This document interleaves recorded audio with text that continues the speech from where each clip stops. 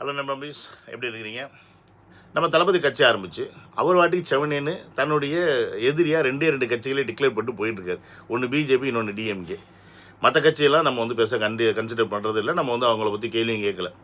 அப்படி இருக்கும்போது இங்கே தேவையில்லாத ஒருத்தன் உள்ள இடையில பூந்துக்கிட்டு நாங்கள் போர் செய்ய போகிறோம், நாங்கள் அடிக்க வந்திருக்கிறோம், இந்த கட்சியே இருக்கக்கூடாது, தமிழ்நாட்டுக்கு இந்த கட்சியே தேவையில்லை, நடிகர்கள் நாடாளக்கூடாதுன்னு ஒருத்தன் நாதாரித்தனமாக கத்திக்கிட்டு இருக்கான். அவன் யாருன்னு கேட்டிங்கன்னா நம்ம நாம் தமிழர் கட்சியை வச்சு நடத்துகிற அந்த சீமான். என்னையா திடீர்னு அவன் பேசுகிறேன்னா, ஏன்னா இவனோட மாமா பையன் ஒருத்தன் இருக்கான்ல சேனலில் உட்காந்துக்கிட்டு பேசுகிறானே, சாட்டை துரசாமின்ற பேரில் மாமா பையன், அவன் தளபதி அவர்களை இவன் உரிமையில் பேசினால் அவர்களுடைய தலைவர்களையும் உரிமையில் தான் பேசப்படுவார் அப்படின்றத இவங்க புரிஞ்சுக்கணும். So that means give respect and take respect. நீ ரெஸ்பெக்ட் கொடுக்கலன்னா நானும் தூக்கி போட்டு மிதிப்பேன் அப்படின்றத இவங்க புரிஞ்சுக்கணும்.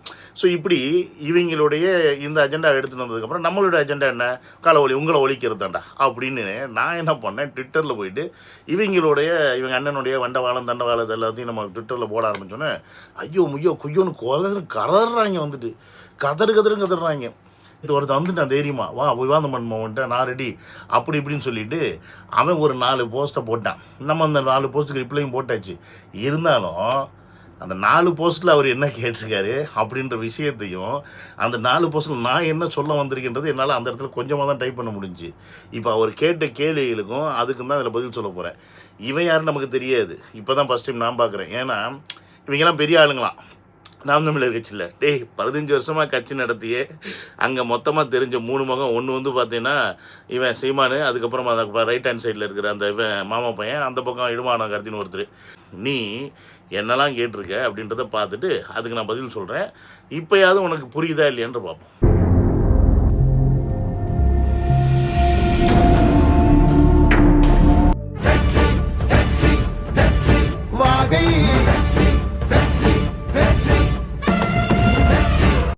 Welcome to Vijay stock and welcome to another video. So என்னோட சேனல் நீங்கள் யாராவது ஃபஸ்ட்டு வேணும்னா சப்ஸ்கிரைப் பண்ணிவிட்டு பெல் பட்டன் ப்ரெஸ் பண்ணி ஷேர் பண்ணுங்கள். முக்கியமாக உங்களோட கமெண்ட்ஸை மறந்துடாமல் கமெண்ட் செக்ஷனில் போடுங்க. ஸோ இவனுடைய ட்வீட்டை தான் நான் இங்கே போட போகிறேன். ஸோ அவர் என்ன கேட்டிருக்காரு, நமக்கு அதுக்கு என்ன பதில் அப்படின்றத பார்க்க போகிறோம்.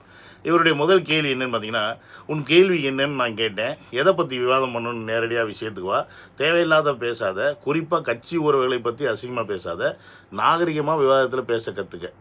உனக்கு எதை பற்றி கேட்கணும், நான் எதை பற்றி பேச போகிறேன், எதை பற்றி கேட்க போகிறேன்னே உனக்கு தெரியாமல் நீ இங்கே ட்வீட் போடுற அப்படின்னா நீ எப்பேற்பட்ட அறிவாளியாக இருப்பேன். நான் உன் கட்சி ஆளுகளை நாகரிகமாக பேசலைன்ற அந்த விஷயத்தை மட்டும், அந்த ட்வீட் மட்டும் உன் கண்ணில் பட்டிருக்குன்னா, நான் உங்கள் அண்ணனை கேள்வி கேட்டு எத்தனையோ ட்வீட் போட்டிருக்கேன், அதெல்லாம் ஏன் உன் கண்ணில் படலை? சரி, நான் தான் ட்வீட்டு நாகரிகம் இல்லாமல் போட்டிருக்கேன்னா உங்கள் ஆளுங்களாம் என்ன ரொம்ப அப்படி ஆரோக்கியமாக ட்வீட் போட்டிருக்கானா? ஏண்டா அவன் என்ன போடுறான்னா அதுக்கு பதில் தாண்டா நான் போட முடியும். அவன் லூசுத்தனமாக அசிங்கமாக ட்வீட் போட்டால் நான் திருப்பி இப்படி தான் போட போனேன். இன்னும் கேட்டால் அப்போ அதில் ஏகப்பட்ட பேர் போட்டுக்கிட்டு இருக்காங்க. நான் மூஞ்சி வச்சிருக்க ஐடிக்கு மட்டும்தான் ரிப்ளை போட்டுட்ருக்கேன். மற்ற முண்டை கலப்பையெல்லாம் நான் கண்டு கூட கிடையாது. அப்படி இருக்கும்போது என்னுடைய டார்கெட்டு உங்கள் அண்ணனும் சாட்டை மாமா பையனும் தான். மற்றவங்களாம் என் லிஸ்ட்லேயே கிடையாது. அவங்க எந்த அளவுக்கு டீசெண்டாக இருக்காங்களோ நம்மளும் டீசெண்டாக இருப்பேன். உங்கள் அண்ணன் நாகரிகமாக இருக்கார, முதல்ல மாமா பையன் நாகரிகமாக இருக்கானா? ஸ்டேஜில் நின்று பேசும்போது இப்படி தான் நாகரிகமாக பேசுகிறாரா? உங்கள் அண்ணனே ஸ்டேஜில் போடும்போது வார்த்தையெல்லாம் போட்டு பேசுகிறாரா? ஒரு தலைவர் பேசுகிற பேச்சா? இதுதான் நாகரிகமாக? நாகரிகத்தின் உச்சமாக நீங்கள் நாகரிகத்தை பற்றி எங்களுக்கு சொல்லித்தரீங்க. முதல்ல நாகரிகம்னா என்னன்னு நீங்கள் கற்றுக்கிட்டு வந்து அப்புறமா என்கிட்ட கேளு. நானும் நாகரிகமாக உன்கிட்ட பேசுகிறேன். அப்புறம் என்ன கேட்குற, என்ன விவாதம் பண்ணணும், நேரடியாக விஷயத்துக்கு வா. அதைத்தான் சொல்லிட்டேன். என்னன்னா தமிழ்நாட்டுக்கு நாம் தமிழர் கட்சியின் அவசியம் என்ன தேவை இருக்குது, இந்த 15 வருஷத்தில் நாம் தமிழர் கட்சி மக்களுக்காக செஞ்ச சேவைகள் என்னென்ன. இன்னொன்று பார்த்தீங்கன்னா, உங்கள் நாம் தமிழர் கட்சினால் தமிழ்நாட்டில் என்ன மாற்றத்தை நீங்கள் கொண்டு வந்திருக்கீங்க, மக்களுடைய எந்த மாதிரியான பிரச்சனைகளுக்கு முழுசாக அதை தீர்த்து வச்சுருக்கீங்க. இப்படி இன்னும் ஏகப்பட்ட கேள்விகள் போயிட்டுருக்கு. அது மட்டும் இல்லாமல் நேற்று வரைக்கும் தமிழக வெற்றி கழகத்தை விஜய் அவர்களை தம்பின்னு சொல்லிட்டு இருந்தவங்க அண்ணன் இன்னைக்கு திடீர்னு கொள்கைன்னு வந்துட்டால் கோட்பாடாது, தம்பியாது, அப்பனாது, அண்ணனான்னு பேச வேண்டிய அவசியம் இங்கே இருந்துச்சு. விஜய்க்கு அந்த லிஸ்ட் வைக்கணுன்னா கொள்கை கோட்பாடு கம்ப்ளீட்டாக முரணாக இருக்க உங்கள் சீமானை எதுக்கு ஸ்டாலின் காலில் போய் விழுந்தார், எதற்கு நிர்மலா சீதாராமனை போய் பார்த்தாரு, இந்த மாதிரி எதற்கு அண்ணாமலை கூட கொஞ்சம் உறவாடுறாரு. இவங்க எல்லாமே கொள்கையில் மாதிரி தான் நினைக்கிறீங்க. அப்போ உங்கள் அண்ணன் ஒவ்வொரு வாட்டியும் ஒன்று மாற்றி பேசுகிறாரு. அதுக்கு என்ன காரணம்? நேற்று மாட்டுக்கறி தின்னாருன்னாரு, இன்றைக்கி மாடு மேய்க்கிற போராட்டம் பண்ணுறாரு. இப்போ மாட்டுக்கறி திங்கணுமா, மாட்டுக்கறி திங்கக்கூடாதா? மாடு மேய்க்கணுமா, மாடு மேய்க்கக்கூடாதா? எதிரா உங்கள் அண்ணன்ட்ட சரியாக இருக்குது. இதுதான்டா கேள்வி. நேற்று ஒன்று பேசினேன்ல, திராவிட கட்சியிலேருந்தே திராவிட கும்பலில் இருந்து தானே உங்கள் அண்ணன் வந்தார்.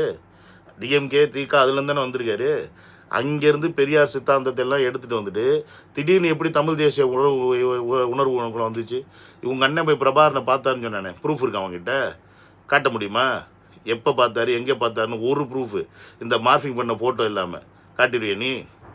இதெல்லாம் கேள்வி. இதுக்கெல்லாம் உன்கிட்ட பதில் இருக்கா? நீ என்ன பண்ணுவேன் எனக்கு தெரியும். அதை அடுத்த கேள்வியில் சொல்கிறேன். இந்தா பார்த்தீங்களா மக்களே, இவங்களுடைய நாகரிகம் இவ்வளோதான். அடுத்த கேள்வி என்னன்னு பார்ப்போமா? அட லூசு மயிறு, ஒருத்தங்க கூட விவாதம் பண்ணுறோம்னா அவனுக்கு எந்த அளவுக்கு அரசியல் புரிதல் இருக்குன்னு தெரியணும். அப்போ தான் அந்த விவாதத்தில் ஒரு பயன் இருக்கும். நீ அசிங்கமாக பேசுவ, அதுக்கு நான் பதில் சொல்லணுமா? உன் பதிவை பார்த்தாலே தெரியுது உன் நாகரிகம் என்னன்னு. சரி, உன் கேள்வி தான் என்ன? சார் ஆரம்பிக்கும் போது லூசு மயிருன்னு ஆரம்பிப்பாரா? நாகரிகமாக இது? ஏண்டா டேய், முதல்ல நாகரிகமாக பேசுகிறா. அதுவே இல்லையே உங்ககிட்ட. அப்புறம் நீ என்ன வந்து நாகரிகமாக பேசணுன்ற? நான் விவாதத்தில் வந்து கெட்ட வார்த்தை பேசணுன்ட்டு சொன்னேன். இந்த கெட்ட வார்த்தை பேசுகிறது மற்றதெல்லாம் உங்கள் கூட்டத்துக்கு உங்களுக்கு வேணால் சரியாக இருக்கும். நீங்கள் அப்படி தான் வந்திருக்கீங்க.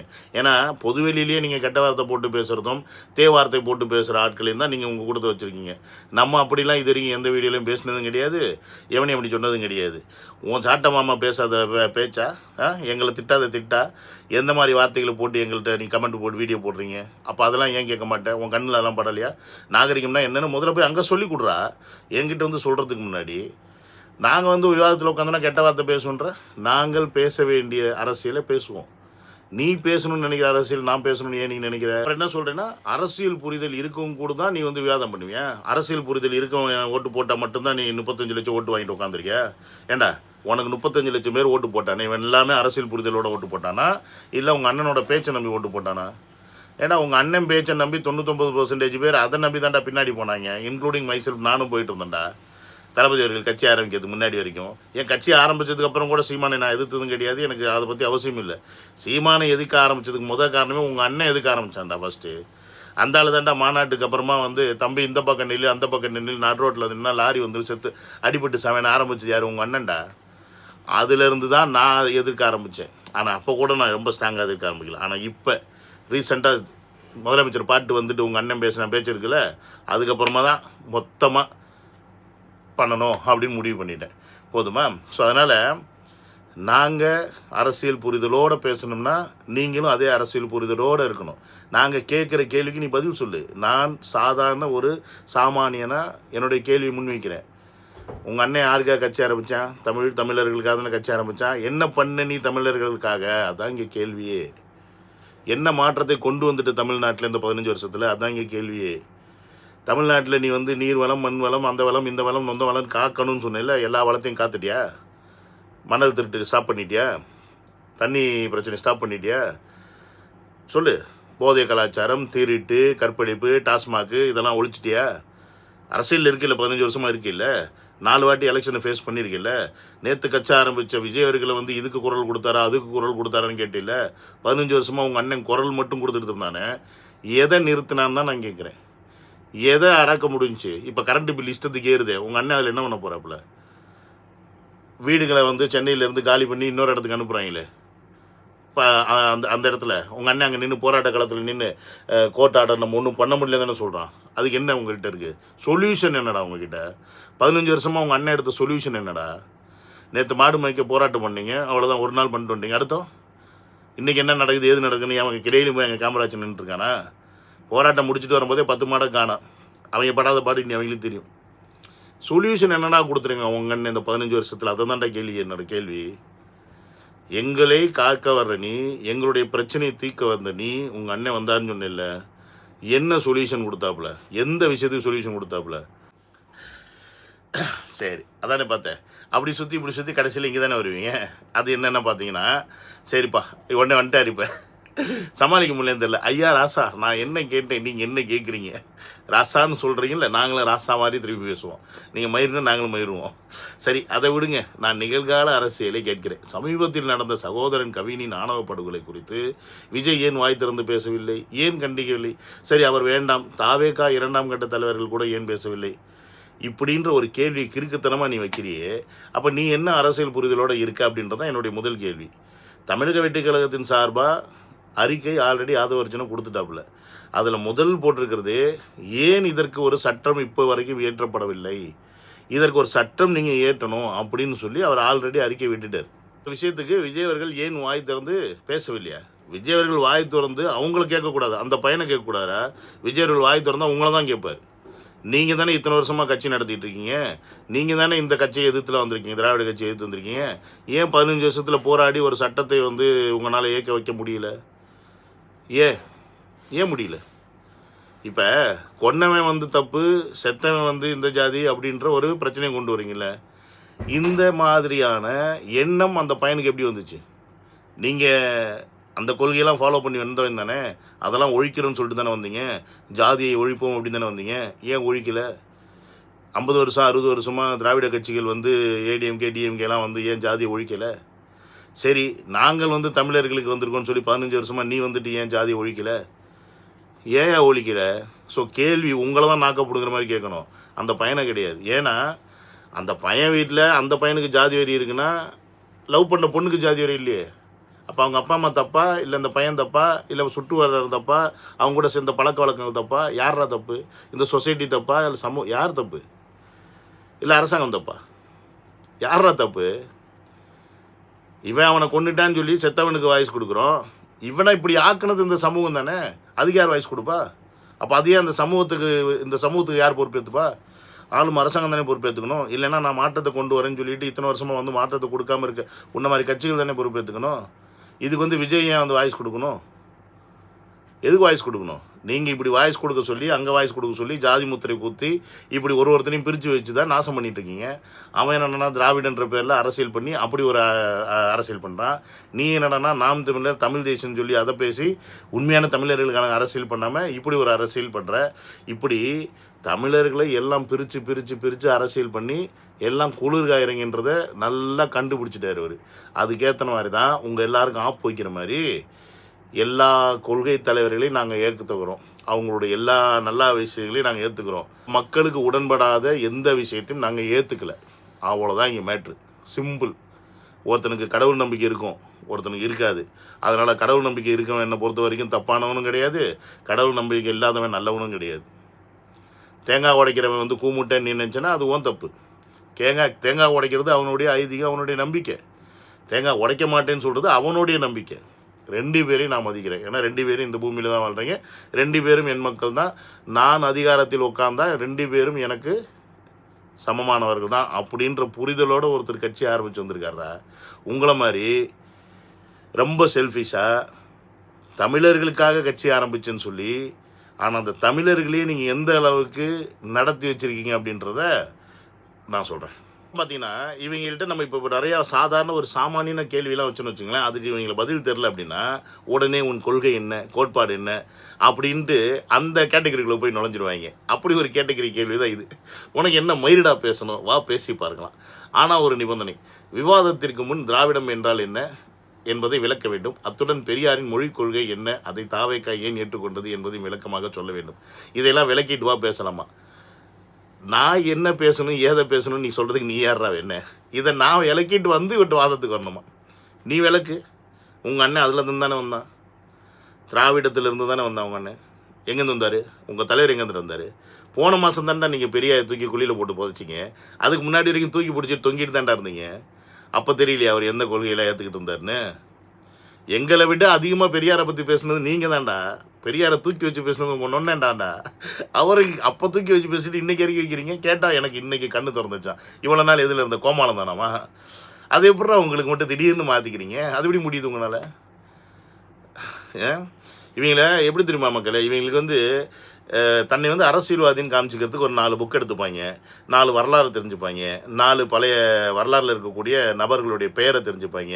ஆவுனா எடுத்து எடுத்து எடுத்து எல்லா மீட்டிங்லையும் அதே பேச பேச பேச ஒரு வாட்டி பேசும்போது கஷ்டமாக இருக்கும், 2ஆவது வாட்டி 3ஆவது வாட்டி ஆட்டோமேட்டிக்காக மைண்டில் வந்துடும். இந்த ஆள் பேசிட்டு அவர் என் தாத்தன், இவர் என் பாட்டேன், இவர் என் ஓட்டேன் அப்படின்னு சொல்லி இஷ்டத்துக்கு பேசிட்டு தெரியுது. இப்படிலாம் பேசணும் நம்மளும் ஆணு வாயை பிளந்துட்டு பார்ப்போம். இப்போ இவங்கிட்டே போய் கேளுங்களேன், திராவிடம் என்னன்னா இவனுக்கு பதில் இருக்காது. டேய், தமிழ்நாட்டில் நீ திராவிடன்னு ஒரு பாயிண்ட் எடுத்து வச்சின்னா நான் ஒரு பாயிண்ட் எடுத்து வைப்பேன். நான் சொல்கிற பாயிண்ட்டை நீ ஒத்துக்க மாட்டேன், நீ சொல்கிற பாயிண்ட்டை நான் ஒத்துக்க மாட்டேன். அப்போ இதுக்கு சொல்யூஷன் எப்படி வரும்? ஸோ சொல்யூஷன் வராத ஒரு விஷயத்தை பிடிச்சிட்டு தொங்குறது தான் இவங்க வேலை.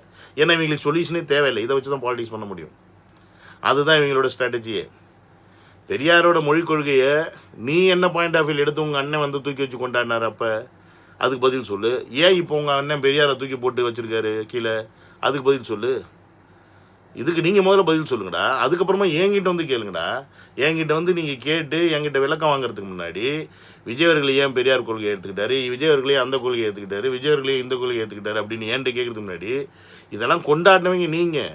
ஏன் நீங்கள் அப்போ கொண்டாடினீங்க, இப்போ ஏன் நீங்கள் வந்து தூக்கி போட்டீங்க? அதுதான் இங்கே கேள்வி. சரி, இப்போ நீங்கள் தூக்கி போட்டிங்கன்னா இப்போ விஜய் அவர்கள் வந்ததுக்கப்புறம் ஏன் தூக்கி போட்டிங்கன்னா கேள்வி. விஜய் அவர்கள் கட்சி ஆரம்பிக்கிறதுக்கு முன்னாடி தூக்கி போட்டிருக்கலாம்ல. விஜயர்கள் வந்து தன்னுடைய மாநாட்டில் திராவிடத்தையும் தமிழ் தேசியத்தையும் தமிழ்நாட்டில் 2 கண்களாக எல்லாரும் பார்க்கிறார்கள், அதை நாங்கள் ஏற்றுக்கிறோம் சொன்னதுக்கப்புறமா நீ திராவிடத்தை நீ கீழே போட வேண்டிய அவசியம் இங்கேருந்து வருது, பெரியாரை கீழே போட வேண்டிய அவசியம் இங்கேருந்து வருது. அது வரைக்கும் நீ தூக்கி வச்சு கொண்டாடிட்டு தானே இருந்த. அப்போ உங்களுக்கு வந்தால் அது வந்து ரத்தம், எங்களுக்கு தான் தக்காளி சட்னியா கால வழிவடை.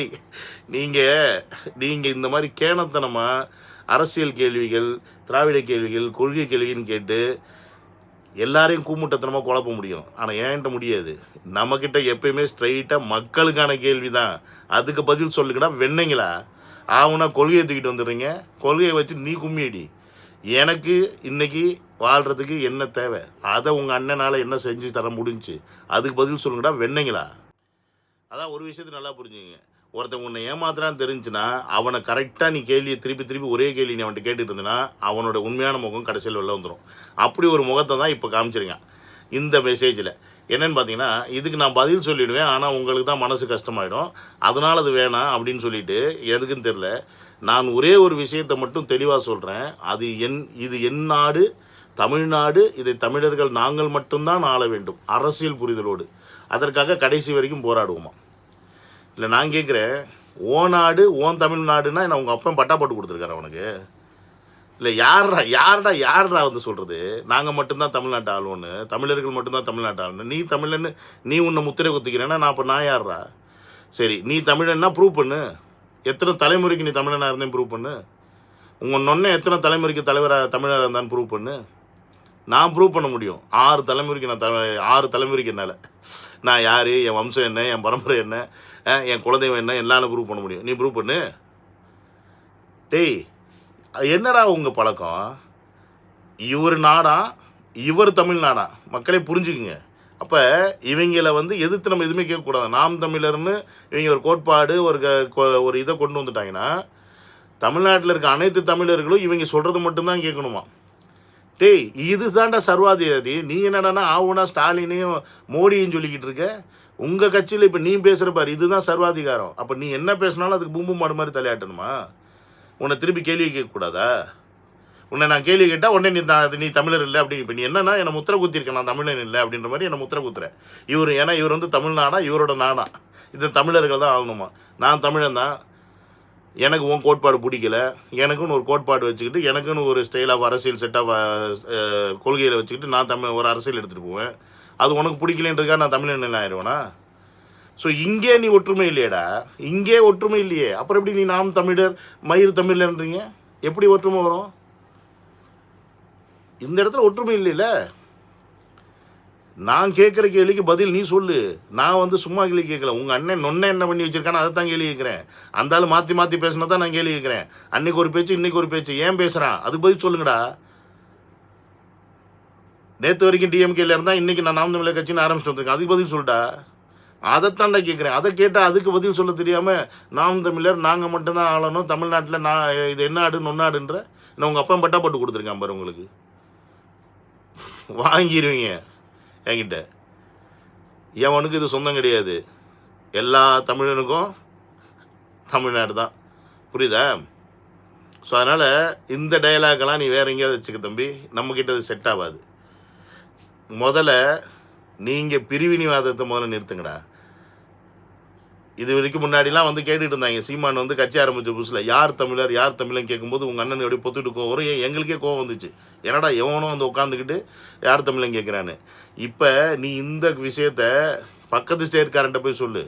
என் நாடு என் தமிழ்நாடு, இதை தமிழர்கள் மட்டும்தான் ஆளணும்னு. அந்த கோட்பாட்டில் நாங்களும் மாறலை. அந்த கோட்பாட்டில் நாங்களும் ஒன்றா தான் நிற்கிறோம். தமிழர்கள் மட்டும்தான் ஆளணும்னு. அதனால தான் விஜயர்கள் கட்சி ஆரம்பிக்கிறதுக்கு முன்னாடி உங்கள் நொண்ணனுக்கெல்லாம் சப்போர்ட் பண்ணிக்கிட்டு இருந்தேன். புரியுதா இல்லையா? ஆனால் உங்கள் அண்ணன் மலையாளி நொலையாளின்னு 1000 பேர் சொன்னான்னு நான் தமிழன் தான் நம்பினேன். தமிழருக்காக பேசுகிறாரு, தமிழ் மக்களுக்காக பேசுகிறாருன்னு. ஆனால் உண்மையான முகம், உண்மையான வண்டவாளம் தண்டவாளம் எப்போ ஏறுதுன்னா தளபதி கட்சி ஆரம்பித்ததுக்கப்புறம். கட்சி ஆரம்பித்ததுக்கப்புறம் கிடையாது, மாநாட்டில் தன்னுடைய கொள்கையை வந்து டிக்ளேர் பண்ணதுக்கப்புறம். நீங்கள் வந்து நினச்சிட்டு இருந்திருப்பீங்க விஜயர்கள் தமிழ் தேசியம்னு சொன்னார்னா நம்ம அப்படியே அதை முத்திரை குத்தி அப்படி எடுத்துக்கலான்னு, இல்லை திராவிடன்னு சொன்னார்னா அதை மட்டும் டார்கெட் பண்ணி எடுத்துக்கலான்னு. அவர் ரெண்டையும் எடுத்துகிட்டு வந்தோடனே உங்களுக்கு என்னடா பண்ணுறதுன்னு தெரியாமல் இது ரெண்டையும் நீங்கள் இதை வச்சுக்கிட்டு ஏன்டா நீங்கள் 2 பேருமே தண்டவாளம் மாதிரிடா. இந்த தண்டவாளத்தையும் நீங்கள் அப்படி வச்சுக்கிட்டு ஒட்ட விடாமல் இப்படியே ஓடிக்கிட்டே இருக்கீங்க. அதான் பார்த்தாரு, இவங்க ஒட்ட விட மாட்டாங்க, இவங்க ஒட்டவும் மாட்டாங்க, இவங்க மேலே நம்ம ட்ரெயினாக போனால் தான் சரியாக வரும்னு சொல்லிட்டு ஏறி வந்து உட்காந்துட்டார் மொத்தமாக 2 எடுத்துக்கிட்டு. இன்றைக்கி உங்களுக்கு குத்துதே குடையுதுன்னு இருக்குல்ல. டேய், உங்களோட அழிச்சாட்டத்தெல்லாம் வேறு எங்கேயா போய் வச்சுக்கிங்க. நாங்கள் எங்கள் டார்கெட்டு நீங்கள் கிடையாது. ஃபர்ஸ்ட் ஆஃப் ஆல் நீங்கள் பேசுனா நாங்கள் பேசுவோம், அவ்வளோதான் வித்தியாசம். உன் மாமா பையன் வீடியோ போட்டால் நான் திருப்பி போடுவேன். உங்கள் அண்ணனே மாற்றி பேசுனா நான் திருப்பி போடுவேன் கமெண்ட்டு, அவ்வளோதான். இதை முடிஞ்சால் உன்னால் நீ சொன்னிய கருத்தில் ரீதியாக அதற்கான பதிலை சொல்ல முடியுமா பதிலை சொல்லு. இல்லை இப்படி தான் அநாகரிகமாக வந்து நீங்கள் ட்விட்டரில் கத்திட்டுனா கத்திட்டு கடை. எனக்கு என்ன மசுறு? எனக்கு ஒரு மசுரும் கிடையாது. புரியுதா? ஸோ அதனால் நீங்கள் எப்படி இருக்கீங்களோ அப்படி தான். நான் கருத்தியலாக பேசுனா கருத்தியலாக பதில் சொல்கிறேன். நீ இல்லை இந்த கொள்கை அந்த கொள்கை, நீ கொள்கை கோட்பாடெலாம் வச்சுட்டு கும்மிடுறா. எனக்கு solution, give me the solution. உங்கள் அண்ணன் என்ன பண்ணியிருக்கார், அவ்வளோதான் மேட்ரு. எப்போ உங்கள் அண்ணன் டெபாசிட் வாங்குவார், எப்போ உங்கள் அண்ணன் எம்எல்ஏ ஆவார், எப்போ உங்கள் அண்ணன் சிஎம் ஆவார், இதுக்கெல்லாம் பதில் சொல்லுங்கடா. அவ்வளோதான்டா. எனக்கு தேவை என்னுடைய தலைவன் அதிகாரத்தை நோக்கி போய் அந்த அதிகாரத்தை எடுக்கணும். அதிகாரம்னு ஒன்று இல்லைன்னா நீ ஜீரோ. உங்கள் அண்ணன் அந்த இடத்த நோக்கி போகிற மாதிரியே தெரியல. தட் மீன்ஸ் அவன் தமிழ்நாட்டு மக்களுக்கு நல்லது செய்யணும், நம்மளால் முடிஞ்ச விஷயங்களை செய்யணுன்ற அந்த எண்ணமே கிடையாது. போராட்டம் பண்ணணும், கேள்வி கேட்கணும், மீடியாவில் உட்காந்துக்கிட்டு பைத்தியக்கார மாதிரி பேசிகிட்டே இருக்கணும். இது 3 மட்டும்தான் அவங்க அண்ணனுக்கு அஜெண்டா. 4வது இருக்கிற இளைஞர்களை முட்டாளாக்கணும், 5வது ஓட்டை பிரிக்கணும். இது எல்லாத்துக்கும் மேலே மெயின் அஜெண்டா. பொட்டியாக வசூல் பண்ணி தான் மட்டும் சந்தோஷமாக VCR பங்களா, ரேஞ்ச் ரோவர் காரு, ஜாலியாக பிள்ளைங்களை படிக்க வைக்கிறதுன்னு இப்படி சூப்பர் லைஃப் வாழணும். இதுதான் அவங்க அண்ணன் அஜெண்டா. இதெல்லாம் இல்லைன்னு நீங்கள் வேணால் ப்ரூவ் பண்ணிடுங்க. முடியாது, முடிஞ்சால் ப்ரூவ் பண்ணுங்களா. எனிவே நம்பீஸ், இவங்களுக்கு இந்த போதுன்னு நினைக்கிற இந்த செருப்படி பதில். இதுக்கு மேலே நமக்கு என்ன வகையில் கொடுக்கணும்னு தெரியாது.